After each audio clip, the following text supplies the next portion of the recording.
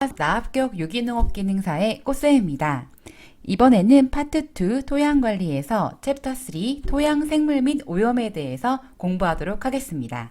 자, 그동안 토양의 물리적 성질 그리고 토양의 화학적 성질을 배웠었는데 이제는 토양 안에 살고 있는 생물들과 또 토양이 오염되는 현상에 대해서 배워보도록 할게요.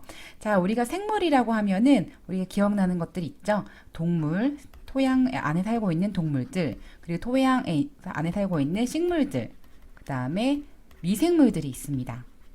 그래서 여러분들은 사실 이 단원에서는 미생물에 대해서 좀 집중을 하셔야 되고요. 또 안타깝게 여러 가지 원인으로 인해서 토양이 오염되거나 그리고 토양이 침식되는 경우가 있어요. 또 그런 부분에 대해서 학습하실 거예요.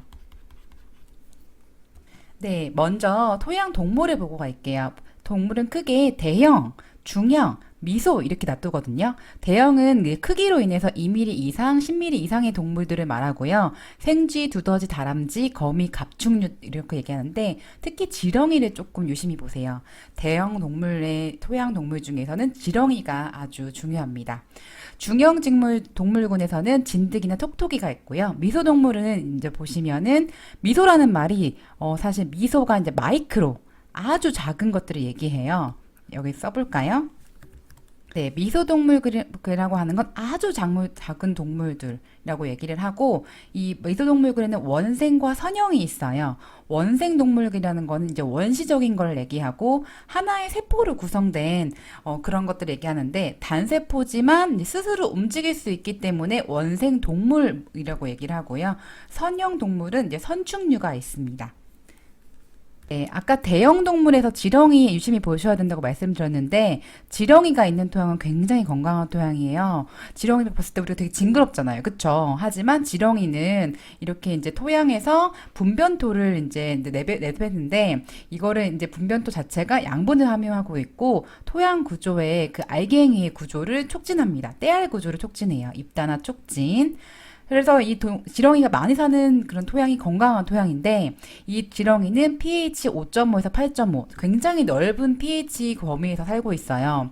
그리고 이 지렁이 자체가 유기물이 있고 통기성이 양호하고 이 습한 토양에서 주로 살게 됩니다. 그러니까 이 수분 함량도 적절해야 되는 거죠. 네, 기억하세요. 지렁이는 아주 좋다. 네, 두 번째 이제 미소동물군에서 이제 선현동물인 이 선충류를 보고 갈게요. 이 선충이라는 거는 90% 이상이 토양 깊이 15cm 이내 표토 부근에서 서식을 하고요. pH는 약간 중성이에요. 네, 여러분이 한번 선충의 그림을 보시라고 조금 징그럽지만 사진 한번 찾아봤어요. 약간 지렁이같이 비슷하게 생겼죠. 근데 아주 작아서 눈에 보이지는 않아요. 그래서 이 선충의 종류를 조금 보고 갈게요. 네, 이 선충의 종류도 시험 문제가 종종 나오는데요. 첫 번째는 부식성 선충입니다. 동물과 식물의 그 잔해 및 유체를 먹고 사는 선충들을 부식성이라고 해요. 그러니까 잔여물 이런 것들을 먹고 사는 게 부식성. 자, 포식성이라는 거는 다른 종류의 선충, 자기들끼리 이제 잡아먹는 거죠. 아니면 작은 지렁이를 먹고 사는 선충을 포식성이라고 합니다. 세 번째로 기생성 선충은요, 고등식물의 뿌리에 기생해서 뿌리 조직을 공격해가지고 사는 선충이라서 작물에 피해를 줍니다. 그래서 이 세 가지 중에서는 기생성 선충이 가장 좀 안 좋겠죠? 그래서 여러분들은 선충의 종류, 부식, 포식, 기생, 요 세 가지를 기억하시고요. 네, 특히 기생성이 뿌리 조직에 피해를 준다라는 걸 기억하세요. 네. 토양 식물에 대해서 볼게요. 토양 식물도 크기에 따라서 세 가지로 구분을 하거든요. 대형 식물, 그래서 우리가 많이 보는 이제 유관속 식물, 관이 있는 거죠. 쌍떡잎, 옅떡잎, 뭐 이런 것들이 있었어요. 그리고 선태식물, 고사리 같은 거, 양치류, 이끼 이런 것들. 자, 그런데 여기서 중요한 건 이제 미소식물입니다. 아까 미소 기억하시죠? 미소 동물군이 있었잖아요. 미소라는 게 마이크로 정도, 현미경으로 보이는 작은 식물들을 얘기하는데 이 세 가지로 구분합니다. 독립 영양생물, 스스로 살아가는 식물이에요. 그래서 녹조류, 구조류, 황조류가 있고요. 이게 조류 종류예요. 종속 영양생물은 타급이에요. 다른 것과 이제 상호작용을 이용해서 살아가는 식물군을 얘기합니다. 그래서 사상균, 방성균들이 있고 독립 종속 영양생물에서 세균이랑 남조류가 있습니다. 식물 종류도 이렇게 불러요.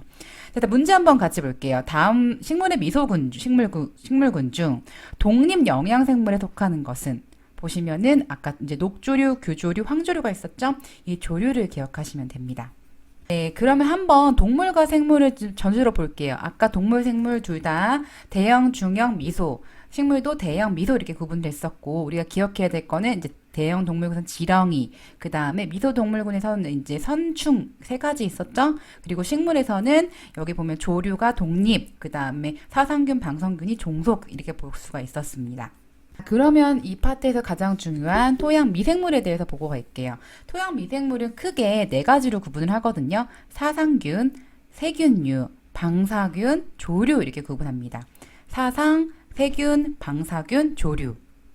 자, 용어 정리부터 조금 하시고 가야 돼요. 사상균이라는 게 조금 이 말이, 균이 들어가니까 세균 아니야? 이렇게 생각하실 수 있는데, 이 사상균의 이 사자가 실사자예요. 그래서 곰팡이 핀 거 보신 거 있어요? 약간 실처럼 생겼는데, 곰팡이, 진균, 이 세 가지 용어가 세트예요. 사실은. 그래서 곰팡이, 사상균, 진균, 다 비슷한 용어라고 생각하시면 될 것 같아요.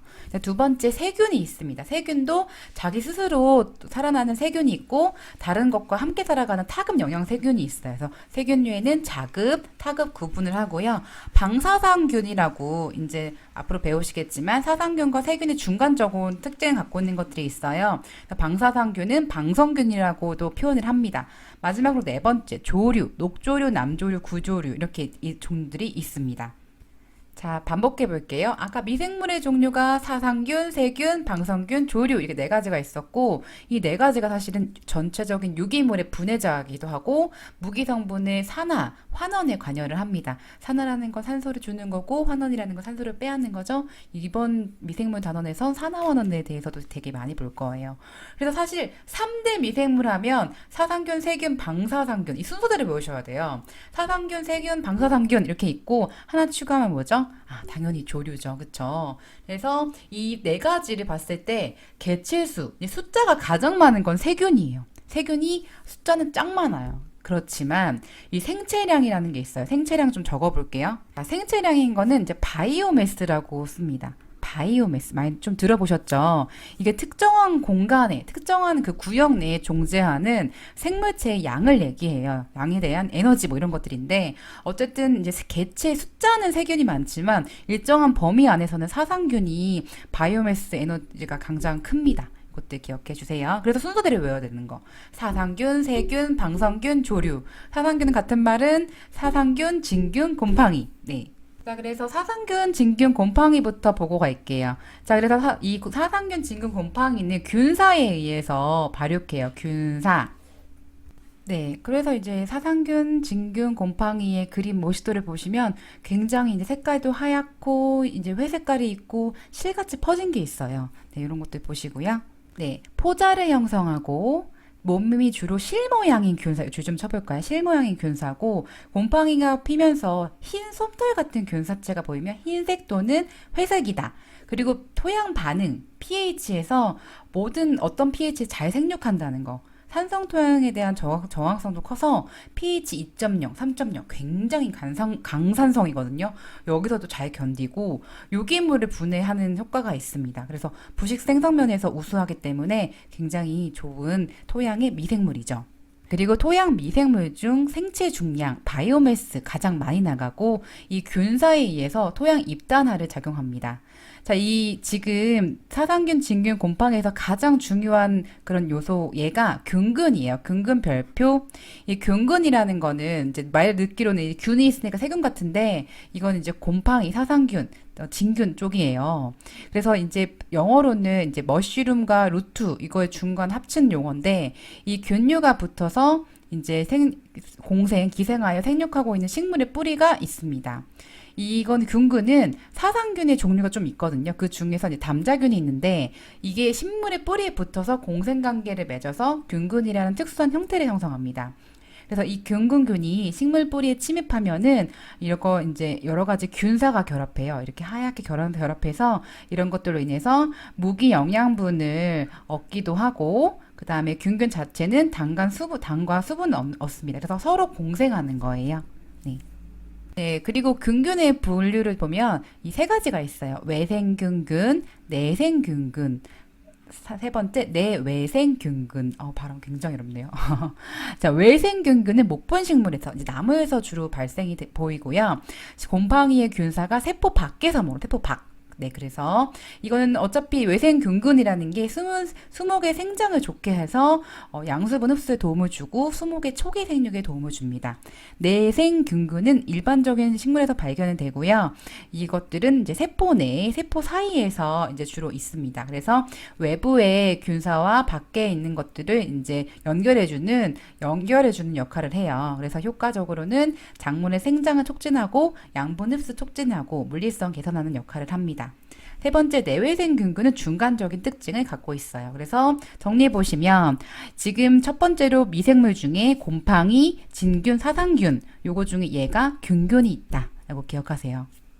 네, 두 번째 토양 미생물인 세균입니다. 영어로는 bacteria죠, bacteria. 예, 이 세균은 단세포 생물이고요, 원핵 생물이고 세포 분열에 의해서 증식합니다. 토양 미생물 중 가장 수가 많아요. 그래서 옆에다 써볼까요? 개체 수가 많다.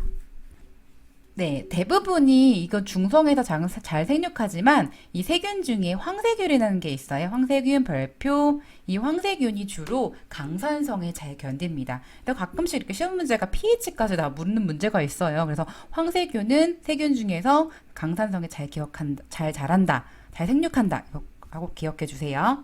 네, 그래서 세균의 분류를 하면 자급 영양세균, 타급 영양세균이 있어요. 그래서 여기서는 이 미생물 단원에서는 사실 타급 영양세균, 서로서로 도와가면서 자라나는 세균, 요거 좀 보고 갈게요. 그래서 타급 영양세균 중에서는 공생유리 질소 고정균, 뿌리액세균, 별표, 단독 유리 질소 고정 세균에서는 호기성 세균, 호기라는 거는 공기를 굉장히 좋아한다는 거예요. 그래서 혐기는 반대로 공기를 싫어하는 거죠.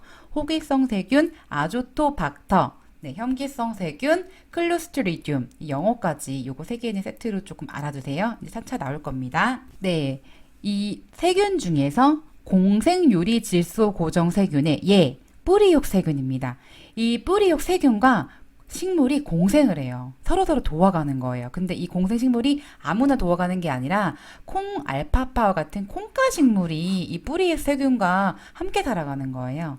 그래서 콩가 식물에는 이제 여러 가지 세균이 있지만 특히 뿌리욕 세균이 있다는 거. 그래서 뿌리털 속에 표피세포와 피층 사이에 이 뿌리욕 세균이 침투를 해요.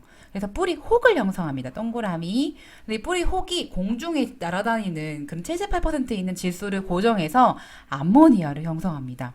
그리고 이 암모니아를 식물이 아미노산으로 동화 만든다는 거죠. 그러니까 공중에 떠다니는 질소를 질소를 고정해서 질소를 딱 잡아서 암모니아를 형성을 하고 암모니아를 식물이 아미노산으로 만든다는 거. 그래서 이제 어쨌든 지금 식물이 이 뿌리욕 세균한테 도움을 받아서 이제 아미노산을 얻었잖아요. 그럼 식물은 뭘 줘야 되냐면 질소 고정 대사에 필요한 탄소를 공급합니다. 그래서 서로서로 도와가는 거예요. 그래서 이 뿌리욕 세균은 토양의 미생물 중에 세균에 있는데 이 뿌리욕 세균은 공생 유리질소 고정 세균이라는 거 기억하세요. 네, 토양 미생물 세 번째입니다. 방선균. 따라해보세요. 방선균. 같은 말로 방사산균. 네, 똑같아요. 방사산균. 자, 그래서 이거는 곰팡이와 세균의 중간 특징을 갖고 있어요. 대신 이거는 산성이 약해요. 다른 것들은 황성균이나 이런 것들은 산성이 강했지만 방사선균은 산성이 약하다는 거. 자, 그래서 이 생육 환경은 미숙 유기물이 많고 습도가 높으며 통기가 안 되거나 건조할 때도 사상균 세균보다 더 잘 생육한다는 거. 방선균의 특징입니다. 이 방선균은 토양에 잎단을 형성하고 가장 특징이 있는 거는 여러분 흙냄새 좀 맡아보신 적 있으세요? 저는 흙냄새 굉장히 좋아하는데 흙냄새를 나기에는 지오스민 같은 물질을 분비해요. 그리고 이제 병이랑 좀 연관이 있어요. 감자 더덩이병이랑 영향을 주고 항생문질을 생성하기도 합니다. 네, 마지막 조류입니다. 조류는 다세포로 알려져 있고요. 식물과 동물의 중간 성질을 지닌 미생물이에요. 그래서 사실은 조류는 유기물 분해에는 기여하지 못하고 유기물의 생산자를 역할을 해요. 그래서 토양 표면에 주로 서식하기 때문에 녹조류, 남조류, 황녹조류, 규조류를 구분을 하고 특히 남조류는 공중에 있는 질소를 이제 고정 능력이 있어서 수도닥 재배에 유리하기도 합니다. 그래서 엽록체를 가지고 있는 거는 광합성을 하기도 하고 하지만 여러분 아시죠? 왜 강에 이제 녹조가 꼈다 막 이런 것들 생각하시면 유기물을 생성은 스스로 하기 때문에 부영양화, 영양이 너무 과다한 그런 현상도 발생하기도 합니다. 자, 그럼 이 네 가지의 토양 미생물의 활동 조건을 조금 볼까요? 온도, 수분, 토양 깊이, 토양 반응, 영양분, 토양 공기가 있습니다. 한번 읽어보세요. 그럼 우리가 지금 네 가지 토양 미생물을 배웠는데 이게 다 좋으면 좋겠지만 사실 장단점이 있어요. 그래서 토양 미생물의 유익작용과 유해작용을 조금 구분해서 알아두세요. 먼저 유익작용은 엄청나게 큰 유기물을 분해를 해요. 분해하는 역할을 해요. 네, 우리 뭔가 생산을 했을 때 그걸 분해하지 않으면 자꾸 쌓이잖아요. 분해라는 게 굉장히 중요합니다. 그리고 여러 가지 생성 물질을 만들어요. 그래서 암모니아 되게 만들기도 하고 질산을 만들기도 합니다. 그리고 공기 중에 떠다니는 질소를 잡아서 고정시키기도 하고, 그 다음에 미생물에 의한 무기 성분을 변화시키기도 하고, 여러 가지 입단을 촉진시키기도 하고, 생장에 촉진된 물질을 생성하기도 합니다. 근데 반대로 이 토양 미생물이 병을 유발해요. 아까 이제 대댕이병, 방성균에서 감자 대댕이병 기억하시죠? 그런 것들처럼 병을 유발하기도 하고, 왜 이제 우리가 또 농약을 살 때도 곰팡이병 약제, 세균병 약제 이런 것들이 구분해서 구입을 하시거든요. 그런 것처럼 병을 유발하는 게 이 토양 미생물의 나쁜 점입니다. 그리고 선충 같은 것도 이제 직접적으로 피해를 줄 수도 있고, 질산염이나 이런 것들 여러 가지 토양의 자료들을 이제 빠져나가게 쓸 수 없게 만드는 경우도 있습니다. 그리고 식물과 이제 미생물이 이제 공생하는 경우 있잖아요. 그럴 때 양분이 쟁탈하는 경우도 있다는 거 기억하세요. 자, 그러면 이 네 가지 토양 미생물이 어떤 식으로 대사하고 어떤 식으로 이제 변화하는지 좀 같이 볼게요. 특히 이 토양 미생물을 얘기할 때는 유기물을 같이 해요. 그래서 유기물 순서가 사실은 당, 전분, 단백질이 가장 먼저 분해가 되고 리그닌, 키틴이 잘 분해가 안 됩니다. 그리고 유기물의 분해하는 조건에는 CN율, 탄질률이죠. 기상 조건, 공기, 여러 가지 영양분들이 여러 가지가 이런 조건들이 유기물 분해에 영향을 줍니다. 자, 그 여러 가지 조건 중에서 탄질률 별표 좀 칠게요. 같이 볼게요. 탄질률이 사실은 25에서 35 정도가 가장 이제 분해가 잘 되는 그런 탄질률의 그런 비율입니다. 그래서 여기 보시면 탄질률 30 이상이다. 그러면은 이제 토양 질소의 미생물 이용이 유기물의 무기화보다 크기 때문에 질소가 많이 부족한 현상이에요. 그래서 질소 기하 현상, 별표 질소 기하 현상, 질소가 부족한 현상이 발생이 되고 15에서 30 아니면 25에서 30 그 정도 35 그 정도의 범위는 미생물의 이동과 유기물의 무기화가 같아서 질소를 더 흡수를 잘하는 그런 적정한 비율을 얘기하고요. 만약에 탄질률이 너무 작다 그러면은 유기물이 빨리 부식되는 효과를 발휘합니다. 그래서 유기물의 CN율도 알아두셔야 돼요. 그래서 CN율이 좀 높은 게 이제 톱밥, 볏짚, 미숙태비, 발효, 요분 이런 순서대로 얘기를 합니다. 네, 문제를 같이 볼게요. 일반적으로 발효 퇴비를 만드는 과정에서 탄질비가 가장 적절한 것은 그래서 발효 탄질비는 25에서 35가 가장 알맞고 이보다 높으면 질소 기하 현상이 옵니다. 그래서 여기 위에는 15에서 30이라고 되어 있는데 그 정도 범위입니다. 15에서 30, 25에서 35 이 정도 범위가 발효 퇴비 이제 썩어가는 유기물이 분해되는 과정에서 가장 적절한 탄소와 질소의 비율이라는 거 기억하세요. 그리고 유기물 하면 이제 부식과 세트로 이제 알아두시면 좋은데, 이 부식이 이제 설명을 조금 더 드려볼게요. 부식이 사실은 양이온 치환 용량, 양이온이 많이 이제 교환할 수 있는 용량이 굉장히 크기 때문에 부식을 조금 첨가해주면 토양의 화학적 성질이 더 좋아지죠. 그래서 이제 부식은 사실 보수력이 굉장히 커요.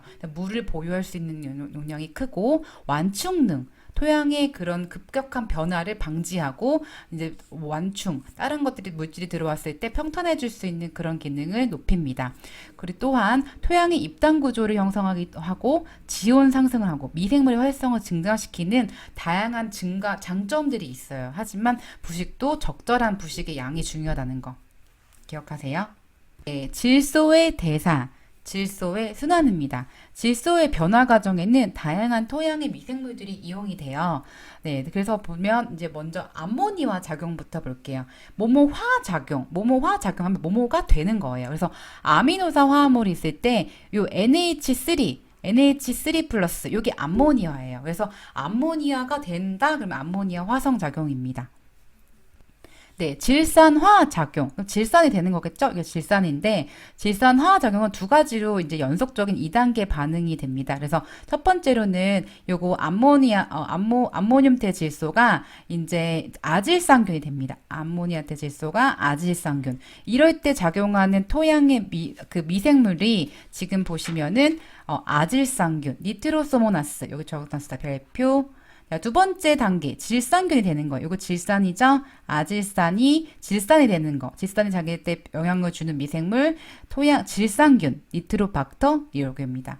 그래서 사실은 질산태 질소는 정기적으로 마이너스잖아요. NO3 마이너스잖아요. 그렇죠? 정기적으로 음성이기 때문에 토양 교질에, 토양의 그 미세한 알갱이에 흡착하기가 굉장히 어려워요. 왜냐? 토양 교질은 마이너스 성질 갖고 있으니까요. 토양 자체가 마이너스 성질이 많은데 여기다 질산태 질소인 마이너스가 잘 붙겠어요? 잘 안 붙겠죠. 그렇기 때문에 이 질산태 질소는 탈질 작용으로 이제 탈출하는 거죠. 질소가 탈질 작용으로 유실 용탈될 수가 있어요. 네. 네, 질산 환원 작용이에요. 질산이 산소를 막 뺏겨요. NO3 마이너스, NO2 산소 하나 뺏겼죠? 그리고 여기 NH4 플러스인 산소가 아예 없고 수소가 붙었어요. 그러니까 질산이 자꾸 산소를 뺏기고 수소가 붙는 이 현상을 질산 환원 작용입니다. 그래서 이거는 이제 산소가 부족한 현기 상태에서 일어나는 작용을 얘기해요. 자, 그다음에 탈질 작용입니다. 별표. 네, 이 질산이 이제 굉장히 산소가 없는 그런 공간인 담수된 공간인 물이 가득 찬 공간이 이제 산소가 부족하겠죠. 요런 층에서 이 질산이 산소를 뺏기는 과정을 탈질 작용이라고 합니다. 같이 볼게요. NO3- 산소가 붙어 있는 요런 질산이 자꾸 산소를 뺏겨요. 그래서 결국에는 질소 가스가 남오고 이 가스니까 휘산 날아가겠죠. 이런 것들은 담수 상태인 논에서 일어나고요. 아니면 통기성이 불량한 그런 밭에서도 일어납니다. 그래서 이럴 때는 현기성 세균이 작용을 하고 이럴 때 질산태 질소 비료를 줬을 때 손실이 발생되겠죠. 네, 그래서 논에서는 이 담수라는 그런 산소가 부족한 환원층에 따라서 논의 탈질 현상이 발생된다라는 걸 기억하시고요. 그래서 이걸 방지하기 위해서 요 별표 암모늄태 비료의 전층 시비, 심층 시비를 해야 된다.